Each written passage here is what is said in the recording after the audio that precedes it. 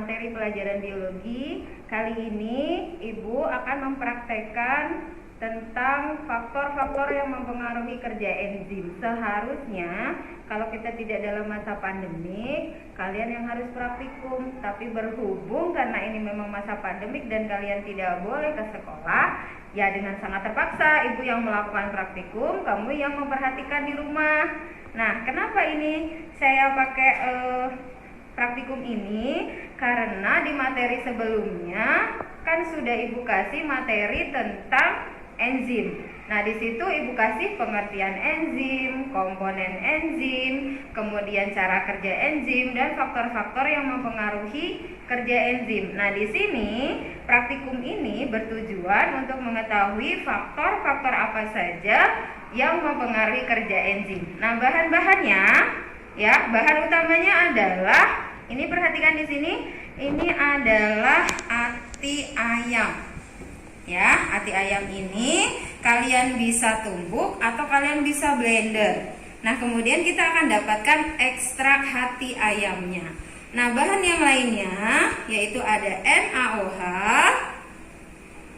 ya, kemudian ada HCl, kemudian ada es, kemudian ada air panas, ya. Kemudian bahan yang lainnya ini ada H2O2.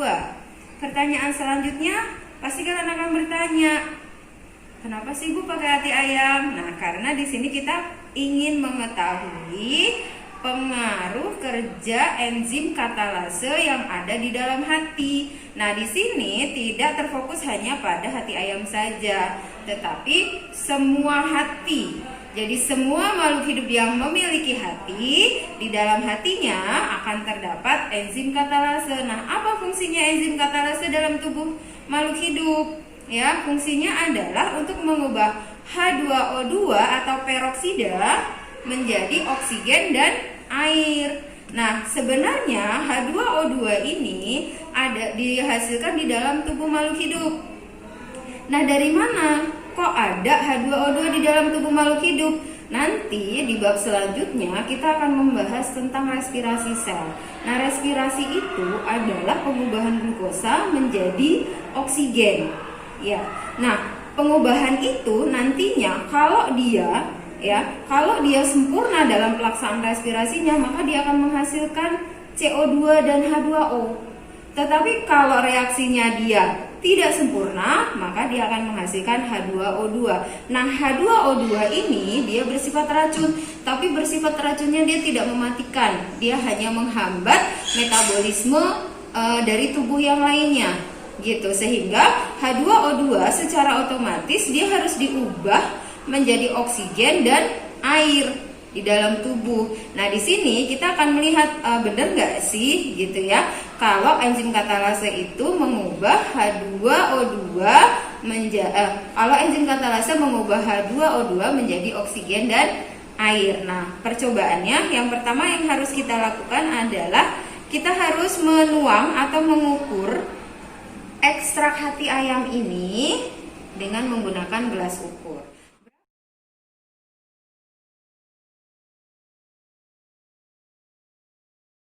Sekarang kita akan mulai praktikumnya, yaitu yang pertama-tama harus kita lakukan adalah mengukur, ya, menaruh di sini ekstrak hati ayamnya sebanyak 1 mili, ya.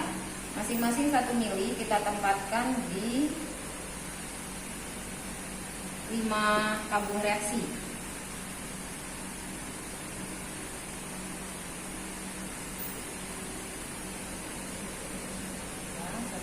Masing-masing di 5 tabung reaksi.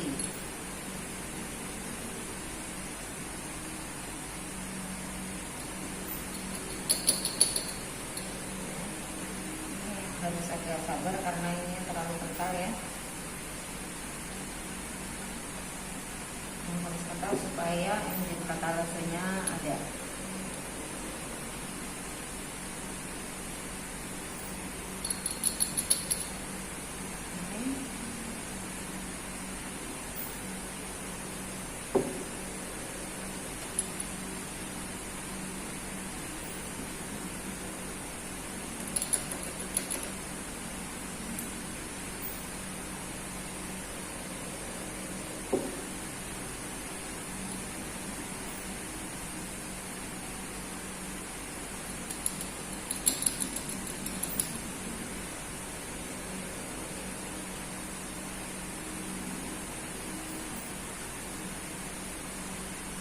terserah masing-masing kita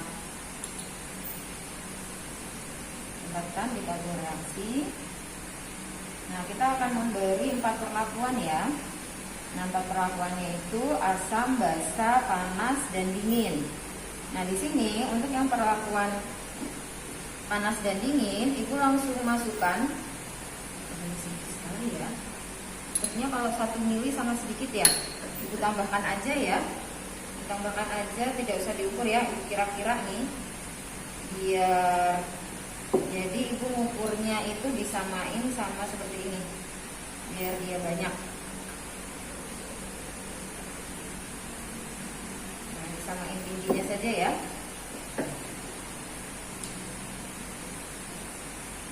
Ini kira-kira kalau diukur sekitar 3 mili. Nggak lama, nggak pakai gelas ukur.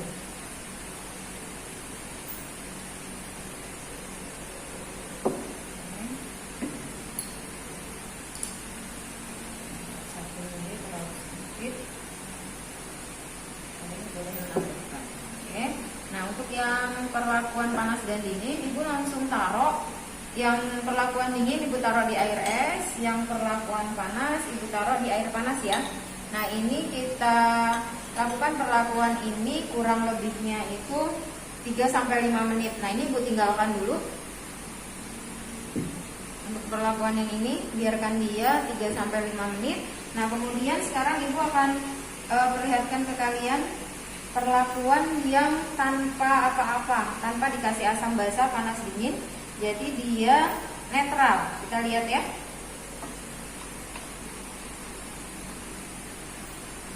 Nah, kita kasih ini sebenarnya sebanyak sekitar 10 tetes ya. Tapi di sini Ibu langsung kasihkan saja. Dikira-kira sekitar 10 tetes. Nah, kalian perhatikan. Nah, di sini terdapat gelembung. Nah, itu menunjukkan bahwa ada enzim katalasenya bekerja. Ya, kemudian kita lihat, kita akan kasih bara, apakah dia akan menyala? Nah, kita bakar dulu. Ingat sampai ada baranya, kemudian kita masukkan. Lihat, menyala ya. Berarti dia ada oksigennya. Jadi kita membuktikan bahwa di sini yang perlakuan 1 atau netral ini jadi ada H2O2 sebagai substratnya, kemudian ada enzim katalase yang dihasilkan dari hati, ya. Kemudian dia akan bekerja, enzim katalase mengubah H2O2 menjadi oksigen dan air. Nah, oksigennya itu kita buktikan dengan adanya gelembung dan juga adanya bara api saat kita memasukkan ini tadi ya. Nah, nyala dia, berarti ada oksigennya. Oke, untuk langkah yang selanjutnya kita akan perlakuan dengan kondisi asam ya. Nah, asam itu berarti dikasih larutan HCl ya. Nah, ini karena tadi kita menggunakannya itu 3 kali lipatnya dari yang 1 mili, maka kita kasih asamnya juga harus lebih banyak. Kalau tadi aturannya 10 tetes, ini kemungkinan 30 tetes ya. Nah, kita masukkan.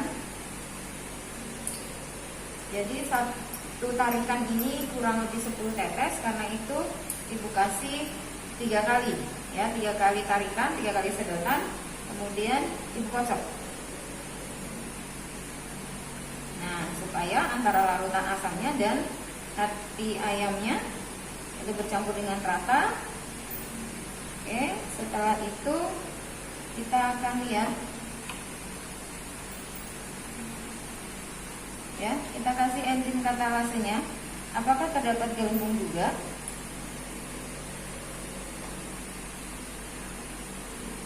Lihat, kalian perhatikan di sini, ada gelembungnya ya.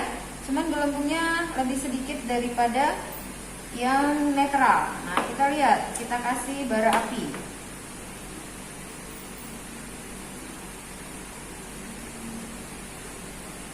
Oke, kita bakar dulu sampai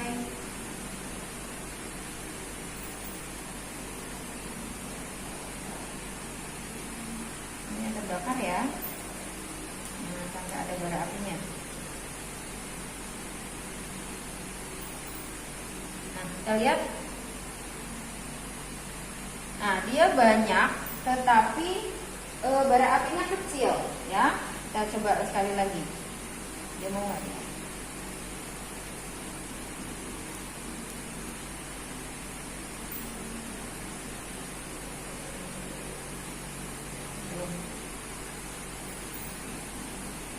Nah, ya. Perhatikan di sini. Oh ada bara apinya ya.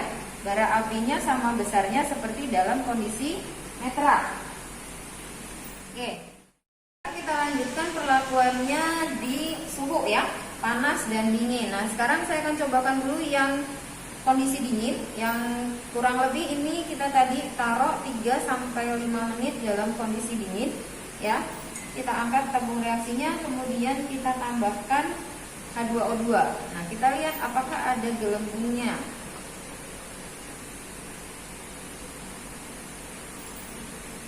Ya. Ternyata ada ya gelembungnya ya. Cuman gelembungnya tidak sebanyak yang netral. Lihat ada gelembungnya tetapi sedikit. Kemudian kita cobakan lagi ya. Kita kasih bara, apakah ada bara, ada nyala apinya.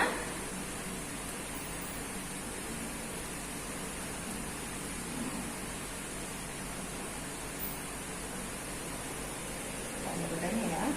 Nah, ini udah ada baranya ya. Kita lihat di sini. Ya, ada ya nyala apinya ya. Oke.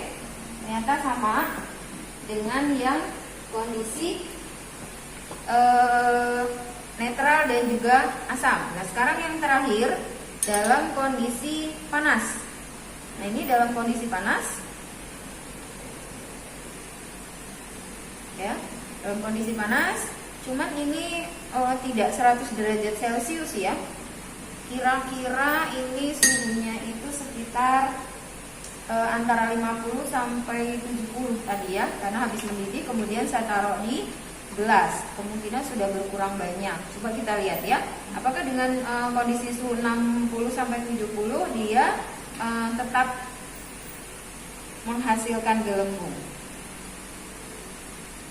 Ya, ternyata tetap menghasilkan gelembung meskipun tidak sebanyak yang kondisi netral maupun asam. Ya, kita lihat, kita kasih lagi bara apinya.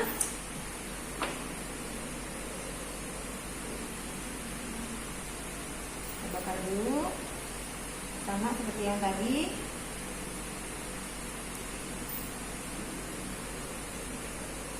Nah, ada bara api ya, kita masukkan. Nah, ternyata dia juga menyala sama seperti pada yang kondisi netral, asam, kemudian yang dingin, dan kemudian yang suhunya 70 derajat Celcius. Jadi yang benar-benar tidak menghasilkan